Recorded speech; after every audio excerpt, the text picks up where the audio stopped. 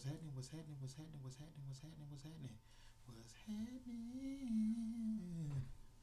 Alright, so I'm back. You know what I'm saying? Uh, I told myself and I told my boys, I was like, if I can get 100 views, you know what I'm saying, on each video, then I'll put out the next one. You know what I'm saying? Especially since I'm being a new YouTuber, so it only makes sense. It only feels right. So with this list right here, it is the other variant that I've been doing a lot of testing with on Dueling Book and then also in my Discord. If this video will get 100 likes, then I will probably put, my Discord link, um, also my DB name, and maybe some other things as the channel progresses.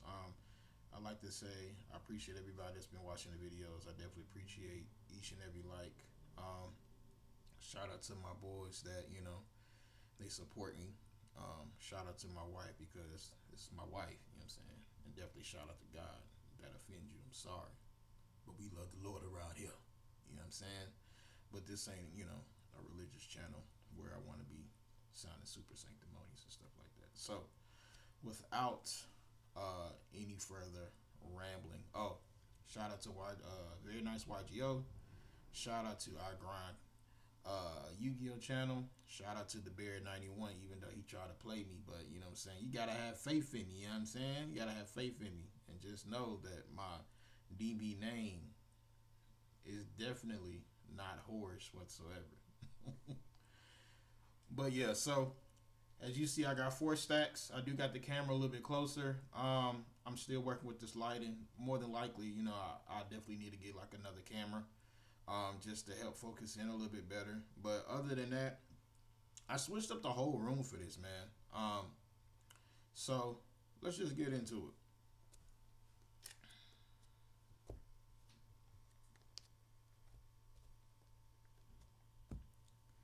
So for this stack right here, we're playing the one Diabell Star. You know what I'm saying? The Black Witch. Shout out to my boy. Try to move this to the right zone, center a little bit. Yeah, there we go. Shout out to my boy Cam. Whole time, bro. I don't even know your last name, but you know exactly who you are. This is the Alti print. I really thought that this was going to be way more than what it looks like, because cars like these, Altis, they always be crazy prices. But I know that Diabell had been reprinted so many times, but I just didn't know that she was the price that she was. Shout out to him for, making this available for me, right then and there. So yeah, I played the one. I was messing around with like 3 at one point because like low-key I wanted to see her just to see like what it's like to get into what I do special summon from the extra deck or whatever. But ultimately, for consistency purposes, because this list right here is a 40 card list, so my ratios might be a little weird. But like I said, a lot of this testing comes from high rated DB. So if you play high rated DB, or even if your locals is like decently competitive, you will see the top meta decks there. So you'll see Yumi Mitsurugi, you'll see like even Striker, you'll see Draco Tail, like everything that you see on DB right now, even in like low rated, you're going to see those. You're going to see all those decks. So I play this one. I play this one for consistency purposes.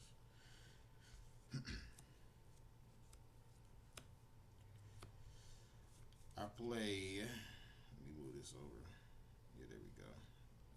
Bear with me, guys. My apologies, but I got it. So I played 3 wanted of the simple spoils, just to get into the Diabell, and then the secondary effect. Banish it, target one of the other sinfuls, and then just put it to the bottom of the deck and draw a card that comes up if you're not in the draw. It's a good thing to have. A lot of times it allows you to draw into a combo piece, especially if you haven't committed your normal summon to the board. So we play 3 of this, which might be a pack. I mean, like a standard number, but I digress. I play the one Deception, and then I play the one Sacred Azamina. I feel like you probably only need one. I don't think you need more than just one of each.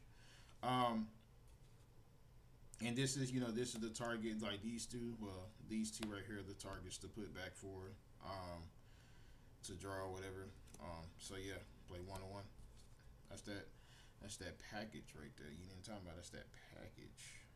Um, then we'll go into the hand traps. These ratios are different, but like I said, it's just through my testing. It's just through like what's been working for me.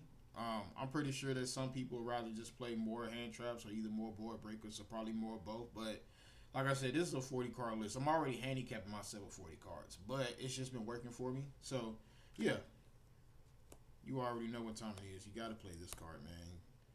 Three Fool, man. Three Fool does what Fool does. It's, what I'm saying, 2025 Max C. A little bit fair because you can't control any cards to activate it. A lot of times, your opponent, depending on what they're playing and how they're thinking, you'll never really have to put back, cards. You never really have to. Unless they can push per game, you know what I'm saying? So sometimes they probably know what you're on, especially like if, you probably tested with your boards or something like that. They probably know what you're on, so they know that you can potentially not be on nib and stuff like that, so they'll just probably try to push through, especially if, they're going second into the board or whatever. So yeah, 3-4. Get me out. I play two droll. Weird, yes, and it's not because of the rarities or whatever. But I mean, low key it could be. But we grown, so I can play what I want. But ultimately, yeah, I just play two draw. Um, if you draw it, you draw it. You know what I'm saying? I think that this variant is a little bit more heavy, so like on building the board or and stuff like that, especially like with the Azamina package, because it's already potentially negating one card. And then there's some other cards in the deck that can potentially help, get you through a board or set up a decent board and stuff like that. But it's ultimately, you gotta practice, man. You gotta put in the work. So, a lot of times if you get a hand, sometimes you can be able to do something, even if it seems minimalistic. At least you're able to commit something. You know what I'm saying? And sometimes that could just be enough because your opponent bricks. So, they don't have combo or opener until you see it. It doesn't exist until you see it. You know what I'm saying? So just two draw. I know I wasn't playing this in my previous video. I might actually go back and redo that one because, like I said, I changed the ratios in that one too. I played 3 impermanence lists because apparently everybody draws tactics against me, and then everybody's pretty much playing thrust. So, and not to say that imperm is like super great and stuff like that. It's like low key kind of mid, but uh, paired up with other cards and stuff like that, imperm is decent. So and plus, I don't want. I would rather just use a trap instead of a monster hand trap, especially like with the canine package and stuff like that. So, imperm, 3 of those. Y'all already know how I feel about this card right here. This card right here, boy, that's going in the casket with me. 3 dominance impulse. Listen, I'ma say it probably in every video until it becomes trademark. If the deck can play dominance impulse, I'm playing it. Straight up. Non-negotiable. It's going to get played. I'm going to impulse. Trap post. Dom post. I'm pulsing, cuz. You hear me? 3 of those. And then the last 2 cards, which are non-engine spells, but technically they still serve their purposes and stuff like that. One is for consistency, and the other one is technically like a pseudo hand trap or whatever. That is one called by the grave because it's at 1, and that is one pot of prosperity because they are both at 1. We play those. Let's get into it. Main deck. The GOAT. Charizard. If you don't think so, you're a bum. Alright. And these are all standard. You know what I'm saying? We pretty much covered this on the first video. You know what I'm saying? 3 fire posts. Gotta play. This card right here is a dangerous card right here by itself, especially when it's on the field or in hand. You can normal summon this, or you can special summon it from another card or whatever, and then you can potentially just flake get your opponent. I had an issue with an opponent the other night. I think he had like Spirit of Ubel or something like that. So I had summoned out this, and then Spirit of Ubel was on the field, and then I declared the effect or whatever. So I floodgated us as players, and then I proceeded on with my turn. Then I ended up getting into like Zelantis, and I pretty much did the Zelantis line, and then I came back. I mean, then everything came back. And bro was pretty much saying like, he was really trying to trigger the spirit, and I was just like, but you can't. He was just like, it's not the same card. I was like, it's not about it being the card. I was like, we as players cannot activate that card. It's the players. And he was like, well, it's like we both have new monsters. I was just like, bro, listen.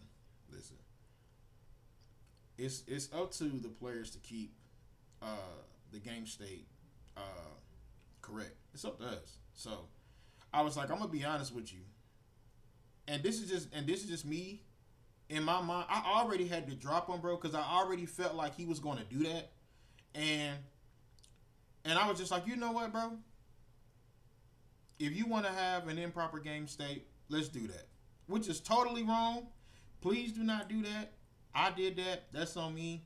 Whatever. It happened. It happened. So he was just like, I was like, so you really want to trigger this card even though you're wrong? And he was just like, yeah. So he triggered it. I was like, cool. So I chained. Bounced, tagged out.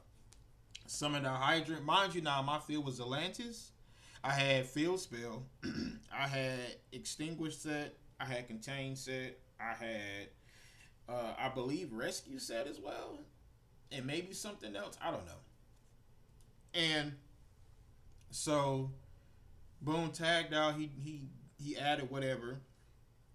And then I summoned out the Hydrant. And I was just like, in the main, going to battle. So I had Atlantis, Princess, Raging, and Turbulence on field. I don't know. I don't remember. Maybe one day I'll do like I'll show replays and stuff. Whether win or loss, I'll show them. It doesn't matter. And yeah, like I just proceeded to kill him, even though like if he would have just listened to me, I wouldn't have never won that. He would have had another turn. He probably had some form of follow. I mean, I was pretty far ahead. You know what I'm saying? But that's what he chose to do. So 3 fire posts. Sorry, that was long-winded. But I want to give a little context. The one car started himself, Mr. Airlifter. Gotta have him.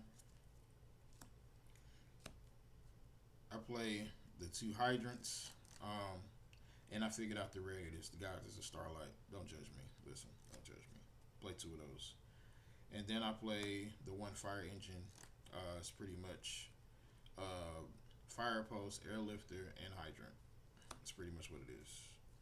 Then I play 1, 2 preventer. That's just a good number for me. 2 prevent just been a good number for me, especially with the die bill starting the list.